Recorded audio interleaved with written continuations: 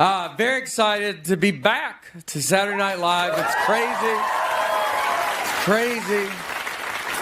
I'm from Nashville. Went to, look at us. Yeah, we had a big day today. I went to community college, and it's a big deal. There's community college. A lot of people do not know this, but community college is college when they're like, you're probably staying in your community. So we're going to show you the ropes around town, kind of give you just a lay of the land. I took all remedial classes. I was there 1 year, 0 credits. I was there the whole time. It's not good. I took speech as a class in college. I drove there with my friends. They were going to real classes. And they'd go to like business math or something. I don't even know what a class is called. Because I was like, I'm going to speech. I think I'm a different part of the campus. We stay in the same room and our teachers rotate. How about you guys?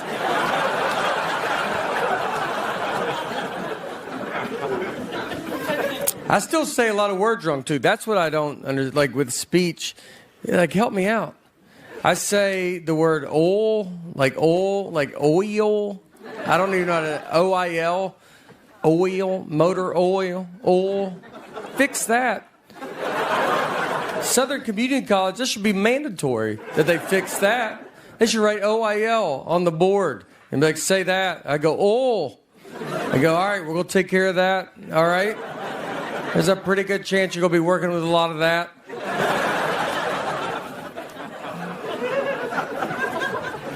I just had it where I said it. I was eating a pizza, and on the menu, it said it had extra virgin olive oil on it. So, in my head, and I read it like this. I was like, well, I don't know if I want extra virgin olive oil. So, I don't know if I want any of it, much less... Maybe I don't want, So I go, when it was my turn, I was like, I think I'll take a regular amount of virgin olive oil. And no one really knew what to say to that. I mean, the only reason I know to make fun of it is because my friends go, did you say regular amount of virgin olive oil? I go, yeah, I don't know why they're forcing extra on us. I'm sorry. I don't know a lot about food, all right? First time I had raspberry, 40 years old. 40 years old, first time I had raspberry. I said it at the party. I was like, what is this? And they go, the bowl? That's how much they figured, well, clearly he knows what raspberry is. It makes more sense for him not to know what a bowl is.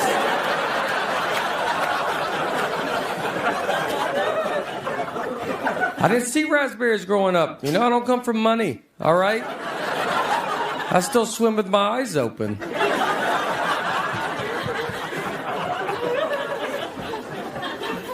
I love processed food, I love it. I'm a farm factory table guy. And always have been, DoorDash is what's going to kill me. I mean, I don't know who I think I am. I look at it at night like it's Tinder. Just scrolling through, seeing who's open. Just, hey, Hardee's. The audacity I have when I order it. I'm just laying there. I'm like, bring me a Blizzard now. I want it right now. Lay it quietly on my porch. Don't let anybody in this house know I'm doing this. It costs $3,000 for this Blizzard. Just go. All right, I'll pay it. I ordered it one night, so I like McDonald's, and so I got a number one with no onions. And McDonald's, they do have a McFlurry, but they only let you do one size. I don't care for that. So I was going to get a Blizzard, and I double dashed it. So if you don't know, you can double dash it. And double dashing is when you just keep peppering the guy. You're like, what else is open around you? Maybe go see if they got nerds in that gas station. So So I ordered it, but for some reason I thought it was going to be the same guy, but they put it in two different drivers, so they separated. Now I'm like watching the GPS, and I'm like, they're going to come at the same time. Like it's like in my worst nightmare. So I need one of them to get in a wreck. It happens. I mean, I see them both. They both make the turn at the same time. I'm mortified. The McDonald's comes in, drops it off. Dairy Queen has to let him back out. He was just in the cul-de-sac like I was having construction done in my house at 11 o'clock at night. He just, no, go ahead. So the next time I did this, I figured, you know what? I'll just order it from two separate drivers. And that way I'm in control of when they come. So I ordered McDonald's, and then Dairy Queen was close, ordered Sonic Blast. And then Sonic, the thing was like, do you want make it a whole meal? And I was like, I guess if it's easier. Probably tax reasons and stuff, it's easier for Sonic. So ordered 2 full meals. McDonald's drops it off at my front door, take a picture of my door. My front door, I couldn't have picked out of a lineup before DoorDash. Now I have 800 pictures of my front door. I get a picture of the Sonic. It's at a door I do not know. So I had a moment of just like, do I go find it? Do I go get it? And I did. I went, hunted it down. I walked in all the yards in my neighborhood. I was on every Ring doorbell, just like a raccoon, just looking for all this food. All right, we've got a great show for you tonight. Coldplay is here, so stick around. We will be right back. To be fair to her, though, I do not work out. So, but I was probably going to start, and I needed to get all this stuff there. Do you ever get in those fights, like you'll be at home, like you and your spouse, and you guys are not talking to each other, and you're in the house together, no kids, the house is quiet, and you just stay on opposite ends, and then you pass each other in the hallway? That's like the funniest part of it, because you don't live in a mansion, you have one hallway.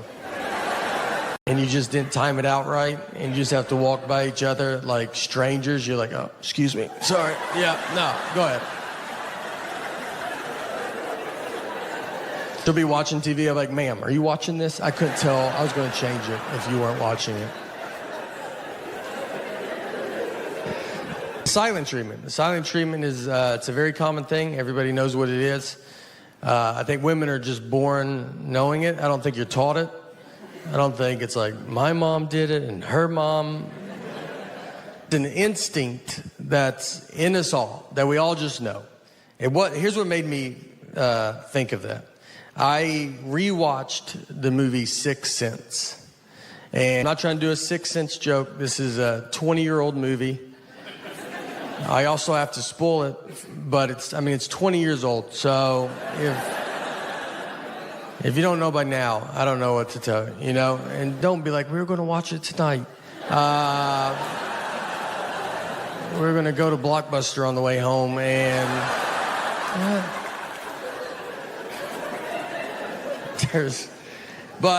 so he's dead the whole time, and I don't know. That's, if you haven't seen it, it's a pretty big part of it. But for those that have, think about when you watched it. When we all saw this movie for the first time, none of us knew he was dead. That was the biggest surprise. Right next to him, they had a donkey jumping off a high dive into a pool. So pretty hard to keep everybody's attention. When my dad is like, is this your card? And everybody, this donkey's about to jump off this high dive.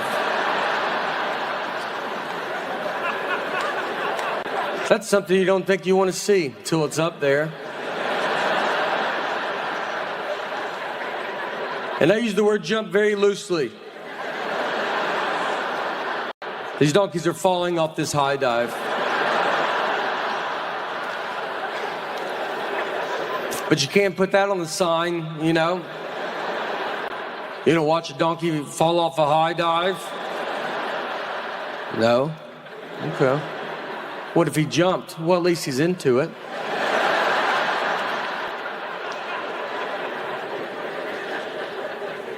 So the donkey would go up this ramp like 40 feet in the air, and it would just stand there because it doesn't want to jump. It's not in on this. So, but it gets stuck because donkeys can't walk backwards. Not positive if that is true, but I've never seen a donkey go backwards. I've never even really looked, but I honestly think 45 years I would have seen a couple donkeys go backwards. So the donkey stays there, and he sends a dog up the ramp. It barks at the donkey, and the donkey jumps in the pool. And as someone that has seen this, I'll tell you, when that donkey hits the water, you're like, we should probably get out of here.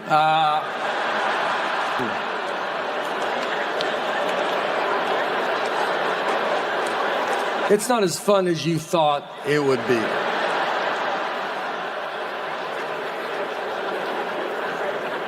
I mean, this is going to sound dumb, but you're really surprised you're seeing what the sign said you would see.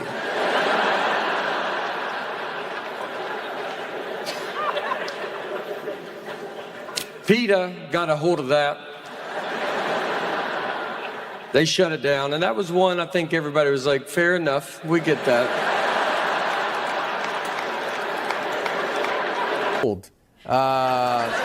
That's what I learned last time in Europe. Like, because you think we're old as a country, and you get there and you're like, good night. You know, how long have y'all been over here? Australia, very far away. Farther than I thought. Our Earth, a little bigger than I thought it was. And I think we should have went the other way as well, but the pilot had different plans. I had jet lag there. I did not mind it because I woke up at 5:45 a.m. and I don't ever wake up that early. So it was like a new life, you know? I was like first in line at the breakfast buffet. Here's what I'll tell you. If you get up at 5:45 a.m., noon is pretty far away, though. I mean, I thought you bet your life, and it's maybe 8:30. Like 6 p.m., you're like, I don't know how people are out. How are they doing this? What are they doing? Why won't the sun go down? Hey, when I first moved to New York, careful because a lot of kids have peanut allergies now. And our daughter actually has cashew allergy with tree nuts. And so I don't know what tree nuts are. But it could kill my daughter. The doctor just goes, can't have tree nuts, and that's it. He left. And I was like, would love to know. I don't know where nuts came from. But apparently they come from two different places. And one of them's a tree. I feel bad. I'm here. Look, I want to defend all these kids with peanut allergies. I don't think they get defended. They get yelled at by adults. We got a lot of adults addicted to peanuts in this country. And they're furious. I haven't had peanuts in forever. You could take peanuts out of my life. I don't think I would notice. And we just have, adults are yelling at these children like they chose it. Like when they were born, the doctor goes, hey, do you want to be a nightmare to everybody? Every scenario is life and death. You ever been on a plane? They just announce it. These planes just serve pretzels and be done with it. But they try not doing good inside a building. That's all you want, you know? There's one of the last like kind of bombs I had. I was doing it. So as comedians, we do a lot of corporate events, and I was doing this corporate event in Tampa, Florida, and it was for this guy. He ran Tampa's electricity or something. I don't know what anybody does, but he invented the electricity in Florida. So yeah, he's doing real good, and he was a very nice guy. He's very generous. He was all his employees. He was raffling off 2 cars. He gave away a bunch of TVs, iPads. I mean, honestly, probably $100,000 worth of gifts he was giving back to his employees. Very nice. Well, I was one of these gifts that he was giving back. So in the middle of giving this stuff away, he stops and goes, all right, got a big surprise for you. Can't believe we got this guy to come here. And he's me out. I mean, nobody's heard of me at all. I mean, they're all looking at it like, I think I could get this guy to come to my house. I mean, who is... I thought I was going to breeze through security, but I got held up just because in front of me. And he goes through the metal detector, and it goes off. And so they asked him, they're like, do you have anything metal on you? And he goes, I have keys on me, my keys. And I thought he was going to say like his knee or hip, you know, just old people have metal in them a lot. And he goes, keys? Do you think that would do it? You're like, I mean, I think that would be the #1 answer on Family Feud of what would set a metal detector off. Keys? I told him, I was like, look, let's try it with and without it. I'd love to know. You know, maybe they've been lying to us about this key thing. Recently, I was walking in my car, and I had a college kid come up, and he was raising money, you know, for nature, or it was for Earth. It was nature and Earth. I don't know. He used real words, but it was, you know, basically, I felt even, and he looked at me and he's like, it's going to Earth. And I was like, yeah, well, Earth is going through it right now. So he was telling me everything Earth is going through. It's, you know, it's pollution. He said our water's being poisoned. You know, I said, not under my watch, but I understand.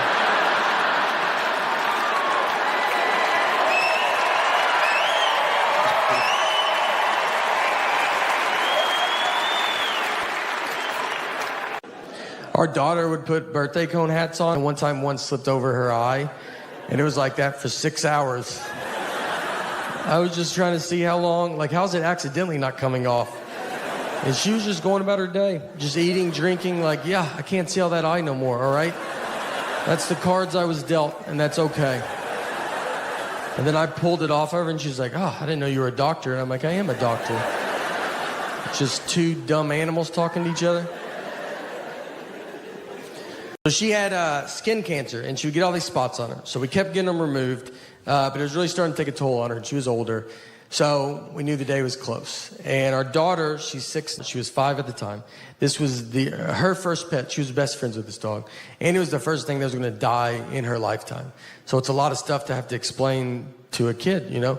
And so I was talking to my wife about, like, how are we going to tell her? And at first I was like, let's just act like we didn't have a dog. 5-year-olds are smart, but if we stick together on this, and she comes home from school and is like, where's the dog? And we're like, what dog? Like, I've never seen a dog. Don't you think I would know if there was a dog? But I read an article about the long-term damage of that. It's pretty good. So I was just honest with her. And I set her down. I said, look, Annie's very sick, and she's older, and she's going to die soon. This happens, so just love her as much as you can right now. And she took it as good as a 5-year-old can take it. So the next day, I kind of told her again, you got to tell kids over and over again.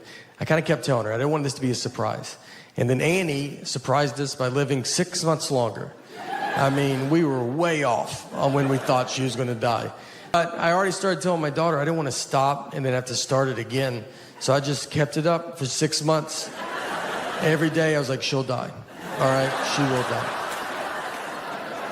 She will die, I will die, your mom's dead.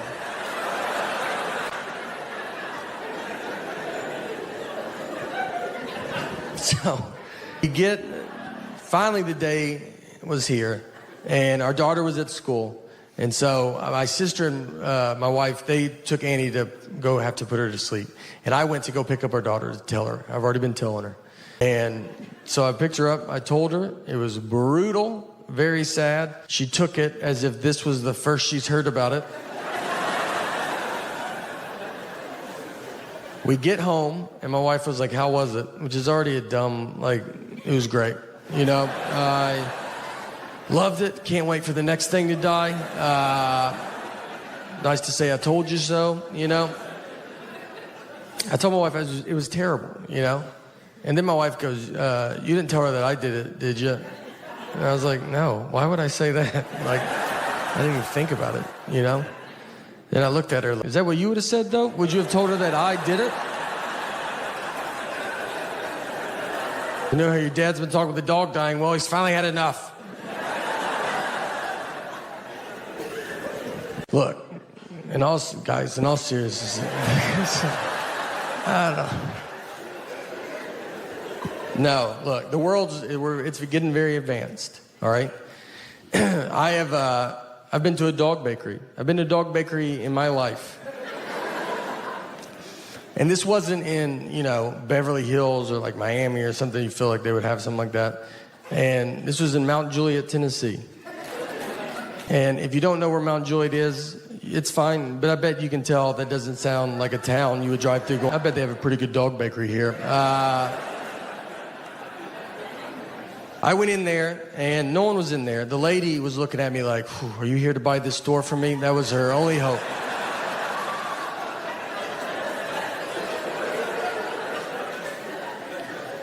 I talked to her. She had some time on her hand, excited to talk. And her and her husband bought the store for their 27-year-old daughter who graduated from college with a degree and came out of college and said, I want to own a dog bakery. I want to make cakes for dogs. If I asked my 6-year-old what she wants to do when she grows up, I think she'll tell me she wants to make cakes for dogs. And I'm going to tell her that she can do whatever she wants to do, hoping she doesn't turn 27 and go, let's talk about those cakes for those dogs. Maybe they're usually busy. Maybe I was on there on a slow dog birthday day. I don't know, all right?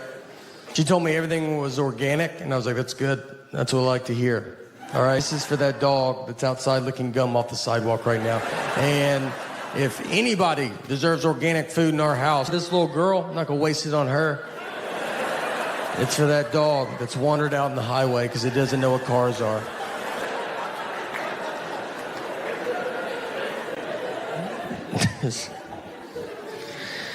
But look, next time you guys go to Mount Juliet for vacation, let me tell you, look, do them a favor, go by there, all right? Swing through, buy some dog cakes. And I'll be honest with you, I'll be up front with you guys. I bought a dog bakery, it's not going that good, all right? We're almost done, so don't worry about it. And I think you can tell. I always think people can, like, he's talking about dog bakeries. He's about out of stuff. Where's this going? We got very lucky with our neighbors. Our neighbors are super cool, and we're very close with them. They all have real jobs. They, went to college and stuff. And one of them is a management consultant, so he manages all the consultants. And, yeah, it's a tough job, all right? There's a lot of consultants, and he's like, you better get back, you can't consult up in here. So he's busy.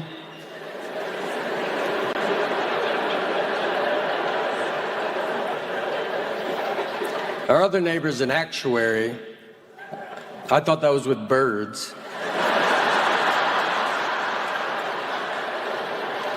I was like, what's that bird right there?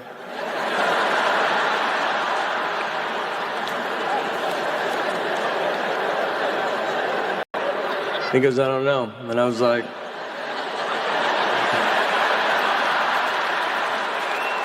as an actuary, you don't know what that bird is right there?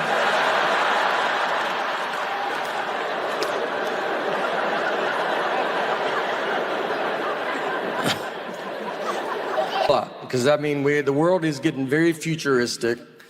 And like them, I'm from the 1900s. You got to watch out for the 1900s, people. We're old.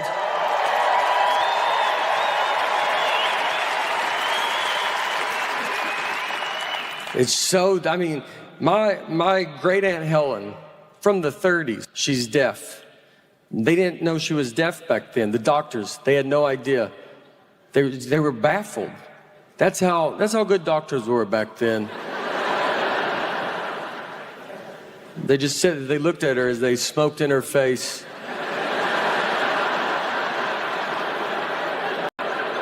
These were real doctors. They were like, no.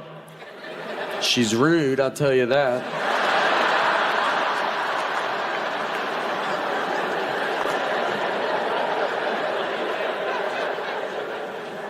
Oh, me and my buddy, we rented a car. He's driving. On the way out there, I see a dead horse just laid out in this guy's yard. And I've never seen that before. And I was like, man, I bet you don't think about that when you buy a horse, it dying. What do? That's a huge thing, dying in your yard. You can't just shoot it off into the woods with your foot and try to get another one that matches before the kids come home. You have to tell your wife to keep the kids away for a month. You got to Google how to move a dead horse. You got to probably try to get another horse to help you do it. And that's not easy. That's what the blinders were invented for, because it's like, just look ahead. Don't worry about what's going on back. No, look. You got to get your friends to help you do it, and you can't spill the beans too quick on that. You think it's hard for them to help you move a couch? Try a dead horse. Gotta lie to them, like, we're getting a divorce. Just come over. Bring your truck and some gloves. And when they get there, let me tell you, they're gonna see it, all right? Everybody saw it. It was next to the road. And they're gonna pull into that driveway and just be like, I don't think they're getting a divorce at all. I think we're here to move that dead horse is what I think. Let's let him bring it up, all right? Make him ask. But I'll be shocked if we don't touch that dead horse today.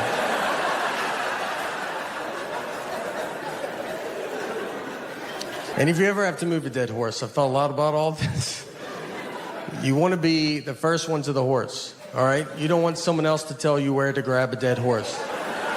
So you run out there like you love it. Like you're like, this is what I hoped it was. And get to the hoofs in the front and be like, all right, I'm here. You guys decide where you guys want to be.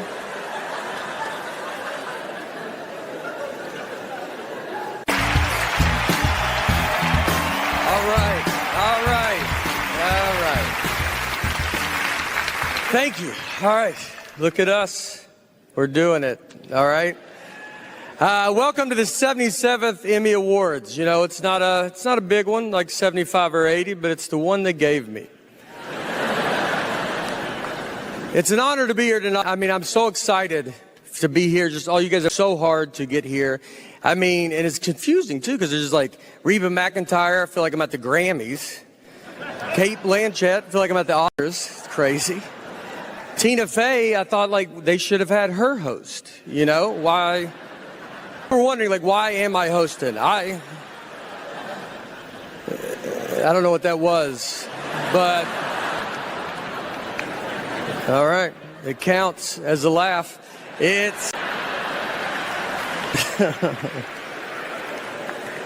I've been asked. I have not had, for my career, I'm a stand-up comedian, I've not had a ton of success in Hollywood, but let me tell you, boy, is it going good everywhere else.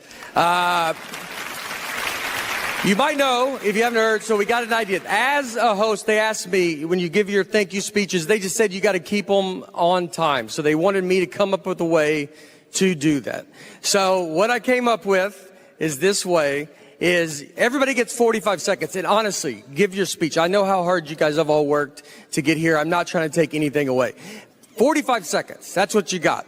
And if you want to do more than that, do it on social media later. That's more people are going to see it there anyway. So to start, though, I am going to donate $100,000 to the Girls Club of America. So, yeah. All right, remember that. Remember how fun that was, because this part is hard to say. If you stay 45 seconds, it stays at $100,000. That's, all right. I know.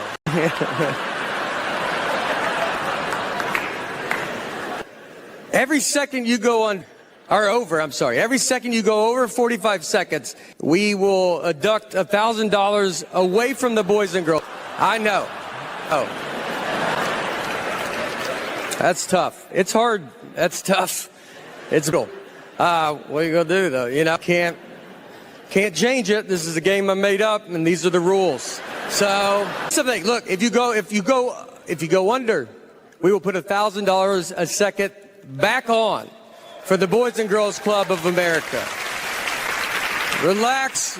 Let's have fun, all right? By the way, we want to see, we already got started. Seth, congrats. He didn't even know about this at all. But what did Seth do? Was he over, under? Stayed the 40, under? No? All right! He under. Don't go crazy, though, because, like, I am paying. So don't, like, you go over a little, some go under. Do the right thing. All right. Well, now you know the rules. Those are it. Like in a marriage, you have one is a dreamer, you know. Money's not real. Let's have fun. Let's go do fun stuff as much as we can. And the other person hates fun. And that's how you make a marriage. You can't have two dreamers. You're going to be homeless in an hour. Someone that just walks around, is fun happening? I'd like to put a stop to that. Are y'all having fun? Stop it. Is the air conditioner on? Turn it off. I married my dad, is who I married. My dad who thought air conditioning cost $100,000 a day to run it. When we would be on car rides, I thought if you turned it on, your car exploded. Like just gas, you were out. We're out immediately. Did someone turn the air conditioner on? So my parents, I think, watched a Rescue 911 where a kid went missing. So it got them scared. They were like, I think they took it as like, look, you guys are getting kidnapped. There's nothing we can do. It's happening. So they wanted us to be prepared for it. So instead of like, I don't know, self-defense, give us a gun, I don't know, something. What they did was like, you know, you always hand out flyers if a kid goes missing.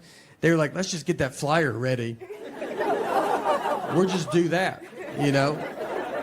So kid goes missing, they always have a flyer. They put a picture of the kid and all the information below the flyer. So the height, weight, eye color, all that stuff. So instead of making a flyer, what they made us do was we wrote on a piece of paper our name, height, weight, eye color, and then we just held it up against a wall, and they just took a picture of us. So the picture is us holding our own information. And they said, well, when the cops are like, hey, let's get a flyer ready, we're going to be like, well, we've been rooting for this to happen. We already have one made. And they're like, we'll give that to the police. Which, if we would have been kidnapped, my parents would be in prison right now. No one's going to believe you pre-took pictures. I mean, they're going to just look at this and be like, all right, just tell us where the kids are at. That would be the easiest thing to do. I've never seen this ever. They had to go get that printed at Walmart, too. You couldn't do that at home. You had to go show people that easy. We walked in Walmart, and the guy was probably like, hey, do you think I could talk to your kids by themselves for a little bit? I'd love to just chat with them. I'm excited to be here. I'm from Nashville, Tennessee. And couple, all right. Some people. And we were married, and me and my wife were in Nashville last summer, and we went out on the lake with some of our friends, and we were down in the water, and there was a guy in a boat, like right next to us, and my wife was like, oh, that's my ex-boyfriend in that boat. I didn't know who he was. She didn't have to say anything at all. She was just basically like, are you having fun? Because I would like to put a stop to that and make you stare at this guy the rest of the day. So I'm staring at him, and then I look at her, and she's staring at him. I feel like she's staring at him to see what her life would be like if she didn't marry me. So I started staring at him because I was like, I'm gonna see what my life would be like if I didn't marry her, you know? We were both putting so much pressure on this guy, and we have a daughter. We have a 3-year-old daughter, and we took her to Disney World, and I made the mistake of like telling my friends. They were just like, I don't know why you're taking her, you know, just wasting money. She's not gonna remember it. And it's like, it's exciting. Like she believes in Minnie Mouse. Like it's fun to see her get excited. Like, what should I do? Should I just put her in a closet and be like, do you remember yesterday? No? Well, until you start remembering things, I'm not going to waste any of my money on you, you know? I live near Montreal. I've been here a few times. Last time I was here, had a bit of a too much of a good time. Is that how you should say it? I was staying here at the hotel, got super drunk, and locked myself out of my hotel room completely naked. And I remember getting all the way out, and then I hear the door shut, which is the most boring noise I've ever heard in my entire life. So I'm standing there, I'm like, what are you gonna do? And I was like on the 7th floor, and I was like, oh, window, I'll just jump out of that, you know? That's easier than talking to my wife about this. And I looked to the left, and there was a cleaning lady, and she's just staring at me. And I'm just like, doing here? And you know why she's there? Because it's like 11 a.m. That's why she's there. That's how far in the day it was. And I looked at her just like, you know, what are you gonna do? Like, this happens to the best of us, right? And she was like, doesn't. It's never happened before. And I don't even have I don't have like a body either that's like, you're welcome. You know what I mean? Like I did her a favor. I was like, come on, it's your lucky day, all right? Take it in. I do nothing to try to lose weight. I'm just kind of riding it out, seeing here's where we're at right now. What I've started doing, though, is I tell people to weigh 300 pounds because, yeah. a pretty dumb guy. Just, I don't think it's pretty obvious. And it's, I think, I've thought about like time travel. Like if I went back in time, knowing everything I know now, I don't think I would make a difference.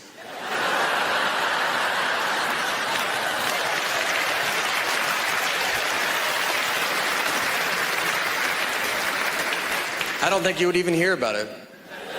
If I went back to the 20s and I like saw some guy on like an old phone, I'd be like, hey, eventually they have phones you just carry in your pocket. And he'd be like, yeah, how do they do it? It's like, I mean, I don't know.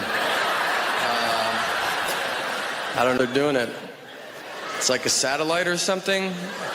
And they'd be like, what's a satellite? Well, I shouldn't have even brought that up then. It's like a round metal dish or something that's got to go pretty high in the air. I honestly don't think I could prove I'm from the future. I mean, they would want some proof, you know? Who's the next president? Oh, boy. Thank you. Thank you, everybody. It is, it's exciting to be here.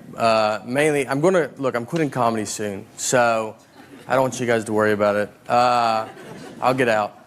I mean, I can't get out yet, because for one, it's pretty tough to quit something no one knows you do. So, there's that hurdle. There's actually no one even to quit to. Even if I wanted to quit, no one cares that I'm doing this. Like, I don't have a boss. I can't just call Cosby and be like, look, I'm out, all right?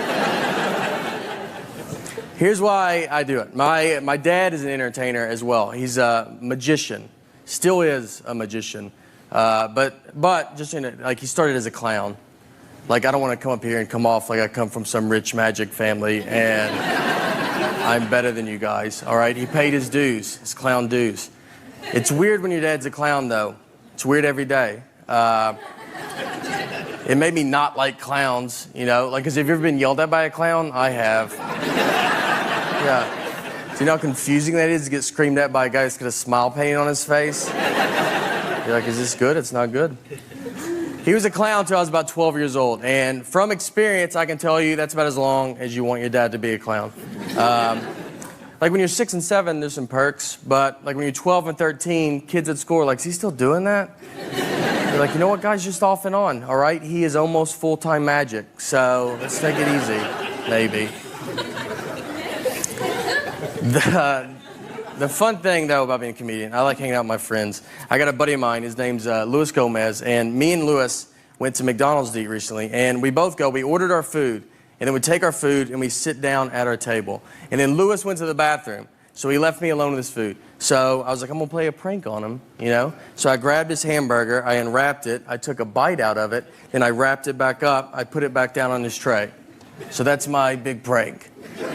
Like when he comes back and opens his burger, I'll just be like, dude, did they eat your burger before they gave it to you? That's crazy, right? Is that crazy? It's a ridiculous prank. It's dumb. It's harmless. It should never leave the table. What should happen is Louis should just come back, he should open his burger, and his first reaction should be to look at his best friend he's sitting with, who, by the way, also dabbles in comedy. And just be like, hey, I just wanted to run this by you before I unexpectedly go freak out on this entire McDonald's. That's what I thought would go down. Just a quick, hey, I wanted to see if you touched my food the only time it was out of my sight before I try to fight a group of people that are going to be pretty confused on why they're fighting. But instead, that was the day I learned I'm friends with a lunatic. And a guy comfortable fighting McDonald's employees because he opened his burger and he could not have ignored me quicker. Like, didn't even kind of looked at him so, he looked like he expected them to do it, like it's happened before. And he's like, again with this? He starts screaming at all. He's like, someone ate my burger? How about I'll fight all of you till I find out who ate my burger? So he gets up, he starts walking towards them. So now I gotta jump in. I can't believe it's working. Like, we have gotten so much farther than I thought we could ever get. I grabbed him, I was like, Louis, I ate your burger. I ate it, dude. That's insane that you didn't look at me. That's insane. So I get him to sit down, but it's already weird. Like, everybody's like looking at us. It takes like 10 minutes for people to quit filming us with their phones. And that's when it hits me. I started thinking about it. I was like, Lewis, I was like, you're going to get killed one day. I was like, you were about to go fight it. I was like, let's pretend that I'm not here. Let's pretend that someone did eat your burger that worked at this McDonald's. Let's pretend that really happened. You were going to go blindly fight that guy. Not even try to like size him up, like see what he looks like at least. Do you really think you could beat up a guy that is apparently pretty confident in himself? That he's making burgers, he's then eating them. He's just sending them out to whoever.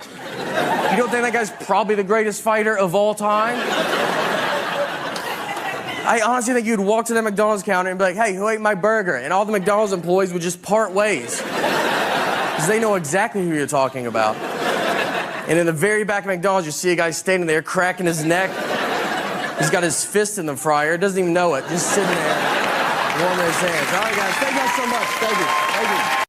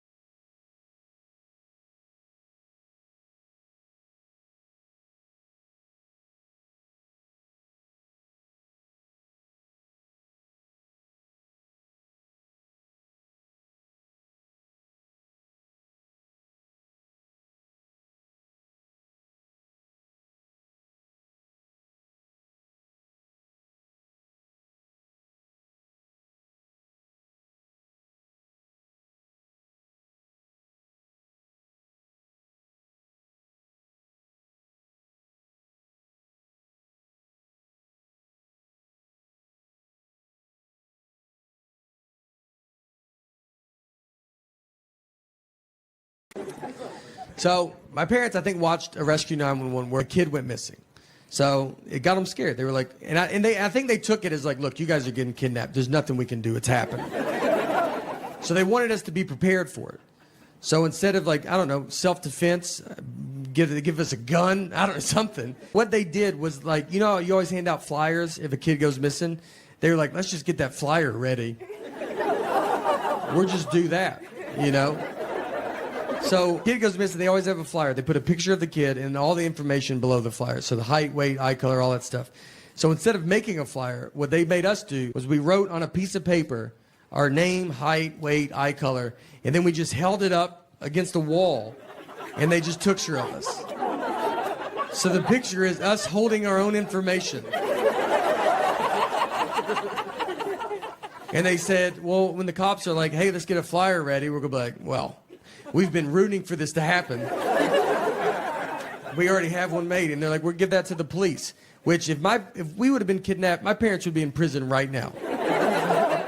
No one's going to believe you pre-took pictures. I mean, they're going to just look at this and be like, all right, just tell us where the kids are at. That would be the easiest thing to do. I've never seen this ever. They had to go get that printed at Walmart, too. You couldn't do that at home. You had to go show people that you see. We walked in Walmart, and the guy was probably like, hey, do you think I could talk to your kids by themselves for a little bit? I'd love to just chat with them. Me and my wife, so I'm the dreamer of our group. You know, I feel like in a marriage, you have one is a dreamer, you know, money's not real. Let's have fun. Let's go do fun stuff as much as we can. And the other person hates fun. And that's how you make a marriage. You can't have two dreamers. You're going to be homeless in an hour. Someone that just walks around, is fun happening? I'd like to put a stop to that. Are y'all having fun? Stop it. Is the air conditioner on? Turn it off. I married my dad, is who I married. My dad, who thought air conditioning cost $100,000 a day to run it. When we would be on car rides, I thought if you turned it on, your car exploded. Like just gas, you were out. We're out immediately. Did someone turn the air conditioner on? I don't know, I'm a pretty dumb guy. Pretty dreamer of our group. You know, I feel like in a marriage, you have one is a dreamer, you know, money's not real. Let's have fun. Let's go do fun stuff.